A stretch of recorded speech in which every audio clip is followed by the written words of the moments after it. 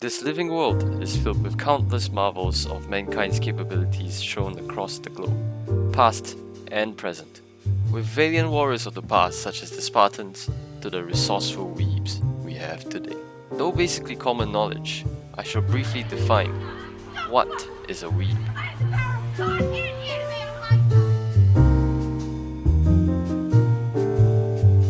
Some say they're an elusive creature, hidden deep within their dark and dank habitats, leaving only at seemingly random timings, dwelling amongst other humans.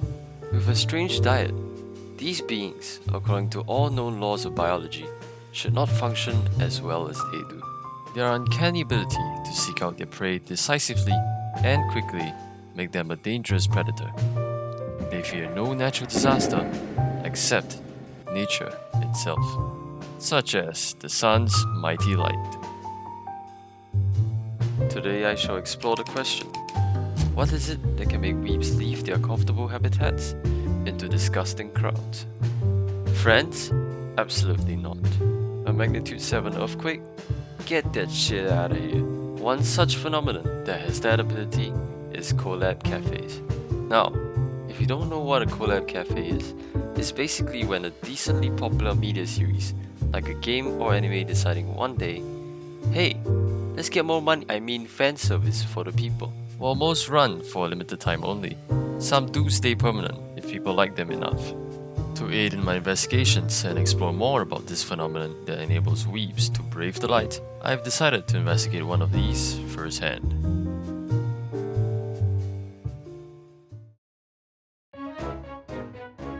The whole event, titled Hoyofest, is a 3-parter collab cafe spanning across separate weeks, themed after MiHoYo's 3 different games. The battle starts even before the event.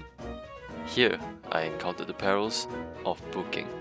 Basically so you don't blow up their servers. They have a queue system that slowly allows people into the reservation screen. Simple, right? No. There's a scientific explanation for this. You see, for specifically this event, there's a limited amount of merch sold per day, which means that unless you've booked the first 2 slots of each day, you're not gonna get anything. And on top of that, you've got an uncommon breed of weeb called the Weaver's Dickers, whose powers grow immensely in situations like this. Oh, what's that? You wanna look at the menu? Good fucking luck. Join the queue, cause guess what? It's in the same damn link. Stop! You violated the law! When I finally got in, this is what the booking screen felt like. Here's the scraps. Piss off. Next place. So all the group seats were basically gone, even though I queued kind of in advance. So I just settled for the dual seats. If you book too early in advance, you get sent to book the previous theme instead. So you kinda gotta strategize for this one. This to me is by far one of the most stressful portions of these events. Now that I'm here, here's reason number 1. These events usually make you feel that in a way, you're in the game/show's world. Usually by the use of decorations and music, which they kinda got both here. I can't play the audio, but basically they just use the background music from the game. It really makes you feel like Spider-Man.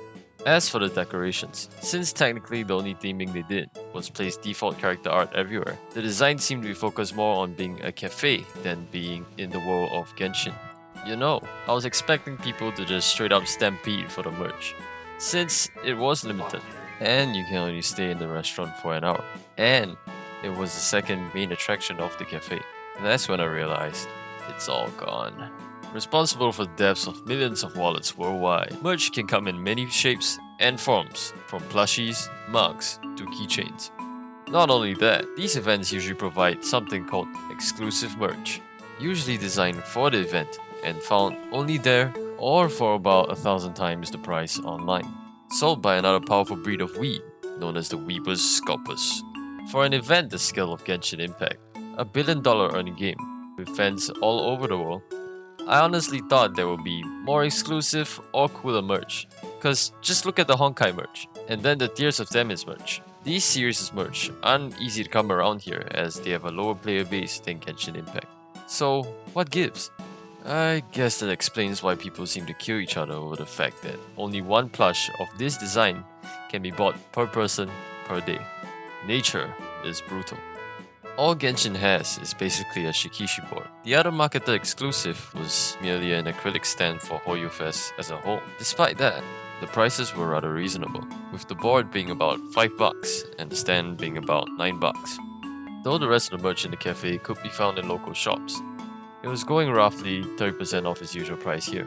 Somehow, even though I was the second slot of the day, and there was a limit of one specific item per person and up to 5 total items, basically all of the Shikishi boards were gone and the characters from allure were as gone as Kazuha's friend.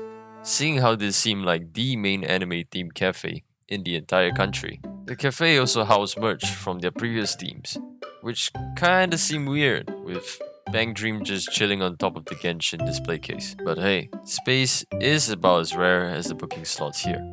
As for the last main attraction of Genshin Cafe, we've got the food.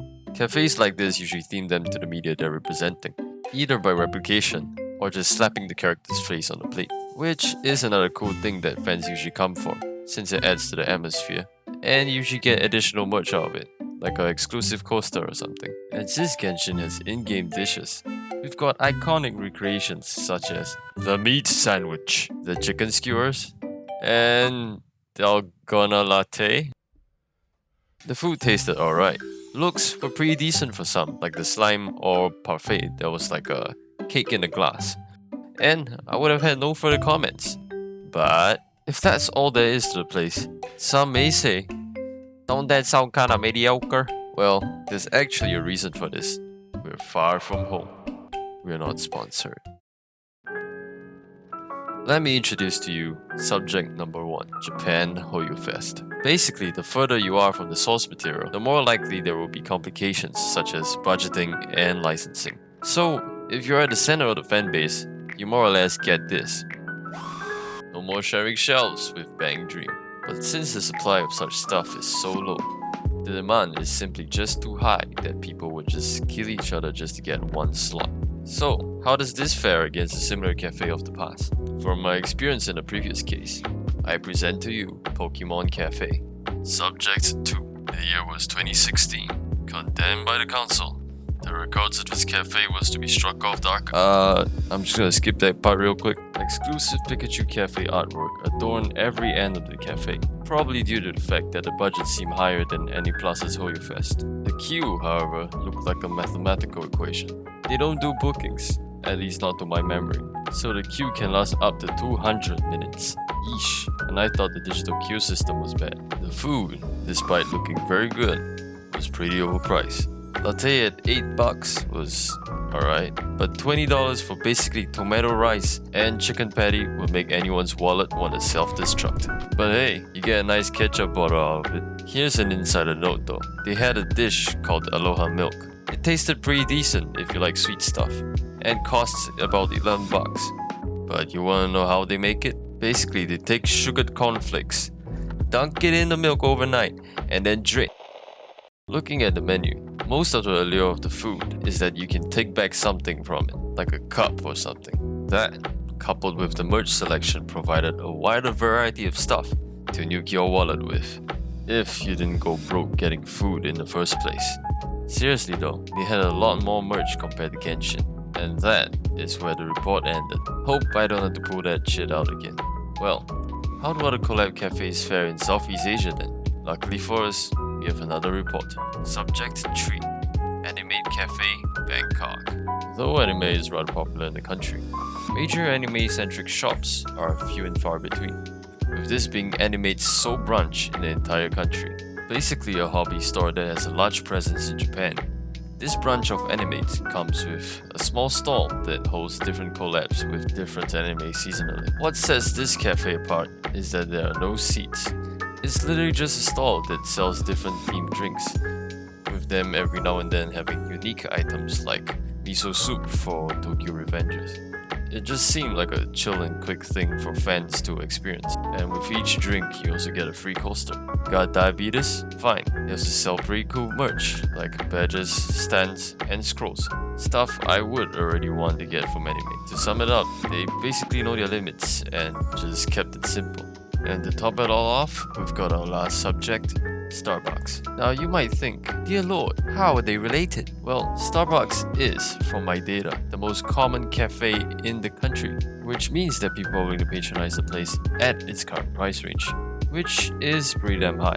So, with this data, we can see if an anime cafe's pricing is justifiable. Here's a look at the pricing. Besides operational costs, a normal cafe and an anime cafe's likely main difference is that an anime cafe usually has locked up prices for licensing and stuff like that. But then again, Starbucks is like the Alienware of coffee, so it shouldn't be too far apart. Since I ordered a $15.90 meat sandwich from the cafe, let's check the most expensive sandwich Starbucks has, which is the tuna and cheese ciabatta for $7.20, though it might be 2 times the price. There is a few things I can say in defense of it. Firstly, it's slightly bigger at Genshin Cafe, had more meat, and for every 40 bucks spent on the menu you actually get these for free. Does that make it more worth to me? Not really, but I'm sure many others would be more than willing to spend that amount for exclusive merch of their most favorite series. The drinks, however, are basically Starbucks priced. So, in a way, for anime cafes, the focus is more spread out amongst the food, atmosphere, and merch, with merch probably taking a higher priority over the others. To sum it up, the reasons why anime cafes have such ability to drag weebs into the light is due to these factors: the merch, atmosphere, rarity of content of the related series locally, and the limited time these cafes run for. So, the mathematical formula for this is, the rarer or more limited the event is, the greater the attraction. Therefore, my conclusion of this investigation is that this means that logically, you can get a series so rare locally, like Ghostic, sell only 1 pin per day for 50 bucks, and people will What's going on? Hey man, what the?